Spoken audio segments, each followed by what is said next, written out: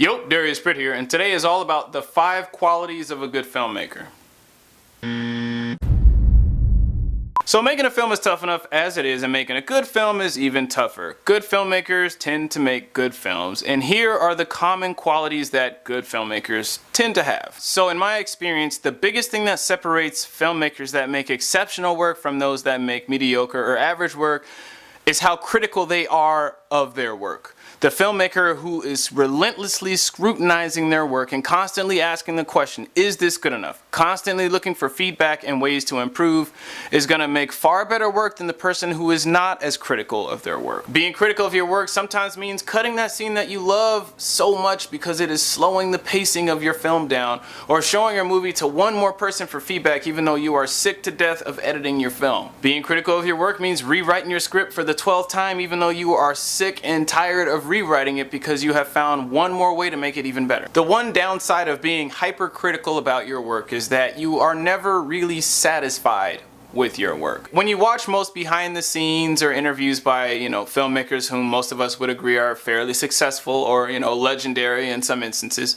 a common trend is they tend not to be happy with their work. They tend to say, well, if I could do things a little differently, or if I could go back and redo it, I would have done this, or I would have done that. It's a sign of a good filmmaker. You are not satisfied. You're always looking for more. You're always looking for ways to be better. Work that everybody else hails to be just remarkable, you tend to look at and be like, I want to do it again. Every time I make a film, I constantly remind myself of this. If you are not critical of your work, someone else will be, and they won't be as nice about it. You need to have a good filter.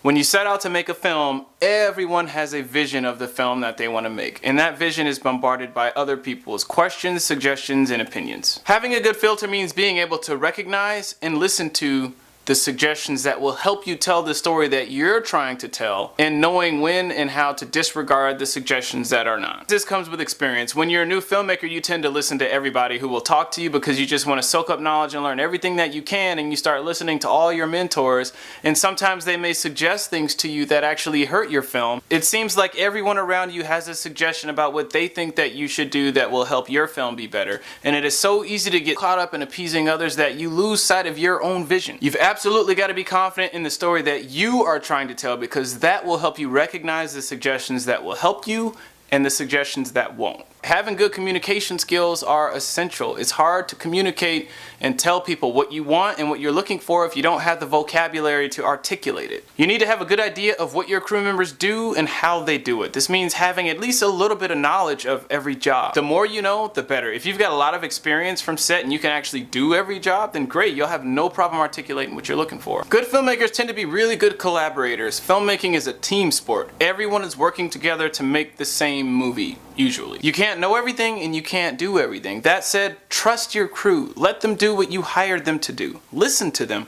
When they come to you with suggestions, be open to them. It is in your crew's best interest to help you make the best film possible because it's going to make them look good. They tend to know what they're talking about in their respective departments, and some of their suggestions might just save your ass. Being a director or being a filmmaker is not about being a rock star and calling the shots and telling people what to do. It's about making the best film possible. The second you lose sight of that and you get caught up in ego and what I say goes, I'm the head honcho, I'm the boss, that's when the film suffers. I will take a suggestion from an extra, I'll take a suggestion from a grip, I'll take a suggestion from a random person walking by who happens to say something that makes a whole hell of a lot of sense. Because again, it's about making the best film possible. I will listen to anybody if they make a good point. You mess around with storytelling long enough and you will quickly realize that you're more than capable of making mistakes and you can't see everything. You're only human, you're fallible.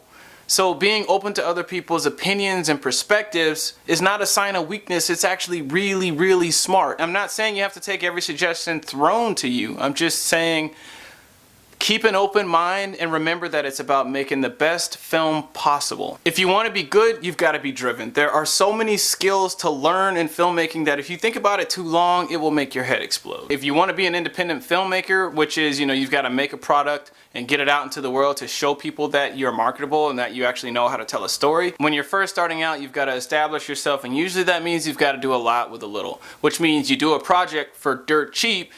And the only way it can be that cheap is if you do almost everything yourself. If you want good acting in your films, you've got to understand a little bit of acting. If you want a great looking film, you need to understand cinematography. If you want a film that's edited and cut together well with a good pace, you need to understand editing. You want a film with a professional polish, you need to understand color correction. If you want to be able to manipulate a lot of things in post-production for later on, you need to understand After Effects. If you want to get into special effects and all that, then you need to understand 3D software. You want great sound in your film, you need to understand how sound is recorded, and you need to understand the whole post-production process of sound, of how to get Foley, how to get ADR.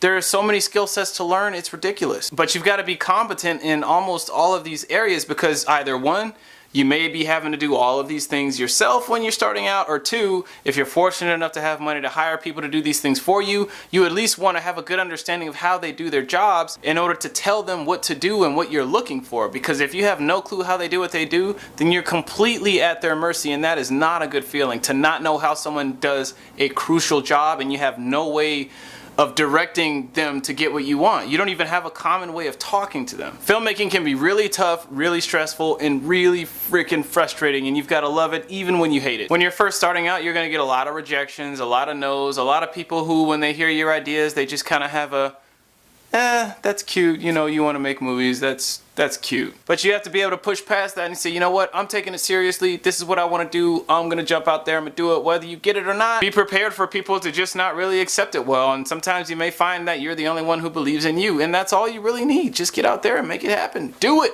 Do the damn thing! You don't need anybody's permission. If you need money, then find money. If you can't find money, then you've got to get really resourceful and make it happen for little to no money. But the bottom line is you got to get out there and do it, and don't let anyone or anything stop you. Well, that's all I got for you. If you enjoyed what you saw, please like or subscribe. If you got any questions for me, you can get a hold of me on Facebook or Twitter.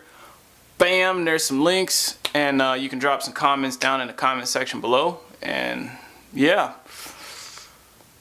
deep it out. Yo, Darius Britt here. Today we're talking about the different types of film directors.